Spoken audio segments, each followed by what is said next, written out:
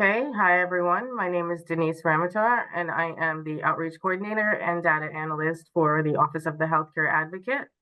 I'm going to give you a quick background into who we are and what we do, and then we will get our presentation started. The Office of the Healthcare Advocate is an independent state agency, and we offer free services to anyone in Connecticut who has a health plan issued or delivered in Connecticut. We have a team of paralegals, nurses, attorneys, and other support staff who are here to assist you. Give us a call and we will be here to help you with any of your health insurance needs. Today, Caroline Butler, our favorite nurse advocate, is here to give you a presentation on Breast Cancer Awareness Month. Go ahead, Caroline. Hi, good morning, everybody. I'm Caroline. I'm one of the nurse consultants at the Office of the Healthcare Advocate.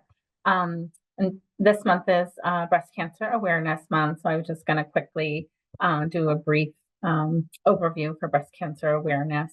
And I'd also like to mention our new state healthcare advocate is Kathy Holt. So we're glad to finally have somebody in our office and welcome her.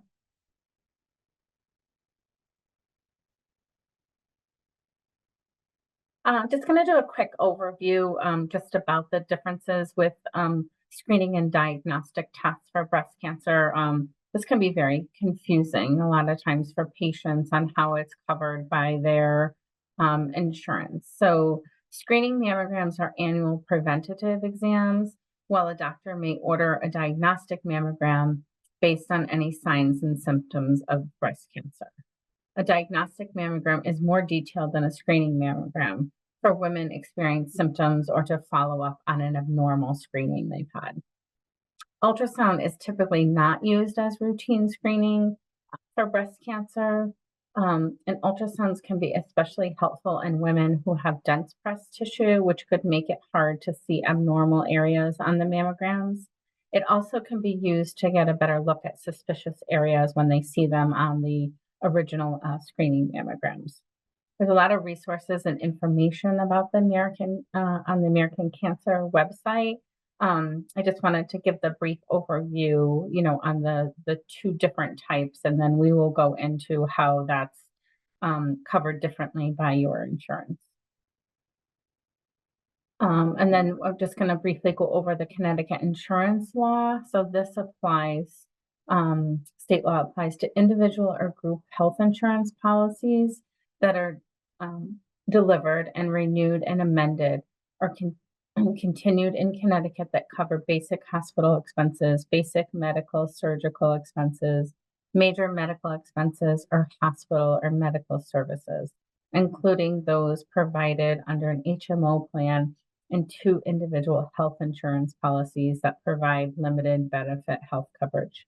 The state law does not apply to employer-sponsored self-funded plans, also called ERISA plans, and that can be confusing, the difference between the fully insured and the self-funded plan. So think of a self-funded plan many times as if you are working for a very large company.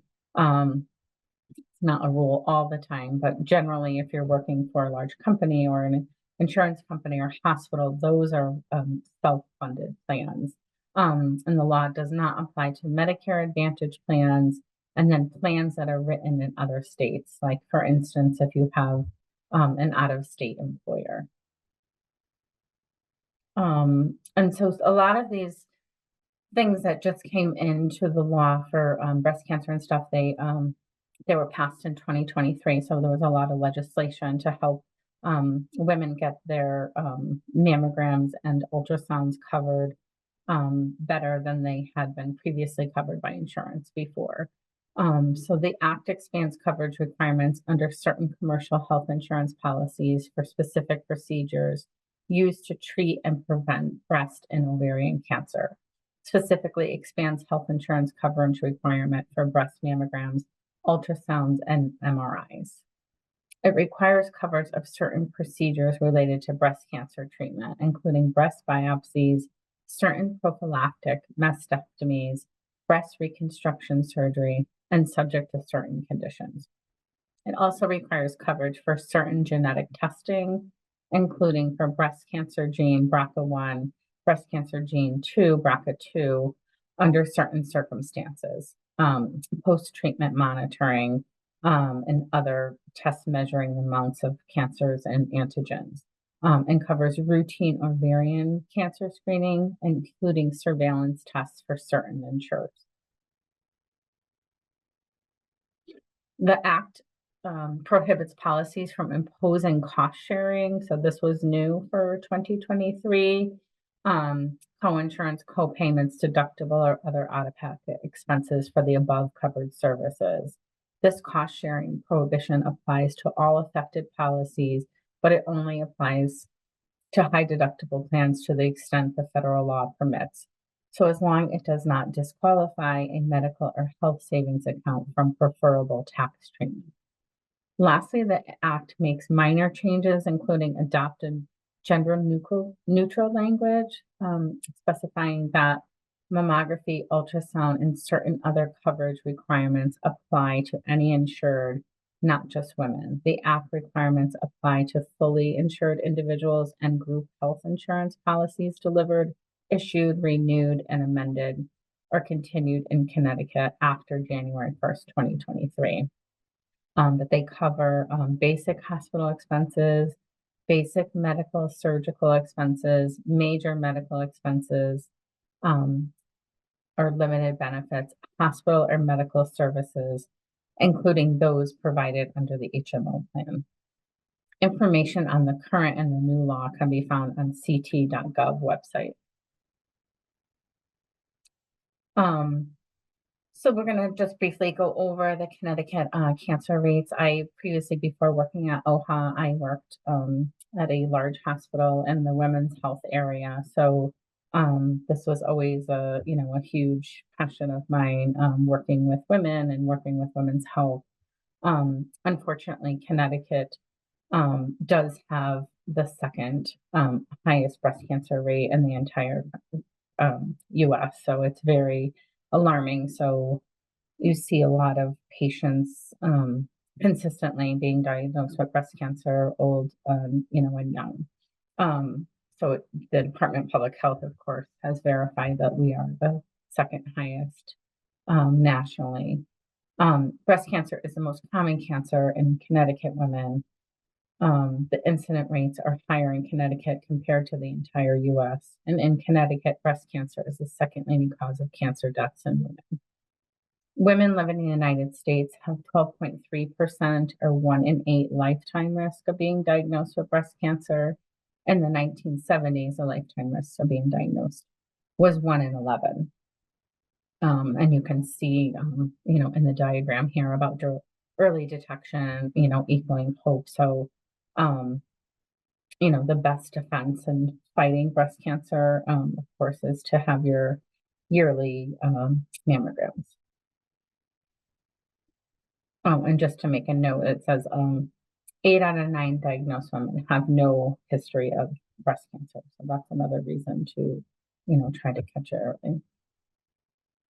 Some things you can do for breast cancer prevention to help is maintaining a healthy weight, maintain staying physical or active, avoiding harmful use of alcohol, breastfeeding, quitting tobacco use and avoiding exposure to tobacco smoke, avoiding the prolonged use of hormones, avoiding excessive exposure to radiation. The symptoms of breast cancer, things to look for, and of course you would, contact your provider. But these are the number one things to always look for that would may show you that you're having signs of a problem. Changes in the nipple appearance or alteration in the skin surrounding the nipple, bloody or abnormal nipple discharge, a lump or thickening in the breast, a change in the breast color, and pitting of the breast skin, or breast or nipple pain. Any of those symptoms you would want to either contact your GYN or your PCP right away. And these are the things that OHA could help with if you are having any issues. We can assist with insurance denials for cancer screenings, imaging, medications, chemotherapy, radiation, or denial of any treatment. We can also help consumers understand their plans, what their plan covers, and based on if it's self-funded or fully insured. That is one of the biggest questions a lot of times that we have, because people don't know if their plan does follow the Connecticut state law, or if they're a self-funded plan and they don't have to follow the state law. So their coinsurance and their copays and other amounts, would be different than a plan that is fully insured. And we can assist for appeals for any breast or cancer-related denials or any insurance denials. Just happened today. We're talking mostly about Breast Cancer Awareness Month.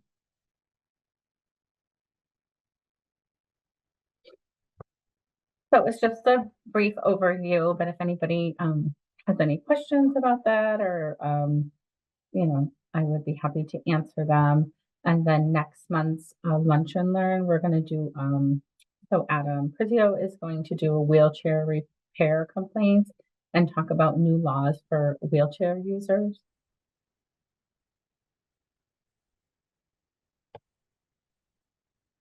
Looks like we have a question here in the chat. I'll read it to you. From an advocate's perspective, what shortcomings remain in Connecticut law? Are there any other related changes to the law that will be proposed? I don't know if there's any new laws or legislations that would be coming up for the new session for January, because a lot of that new law and legislation that came out in 2023 was was really good for a lot of the fully insured plans. That they got rid of the cost share and the co-insurance for those plans. But I don't know, because the session hasn't started yet for this year, so I haven't heard of anything that's in the works. Yeah.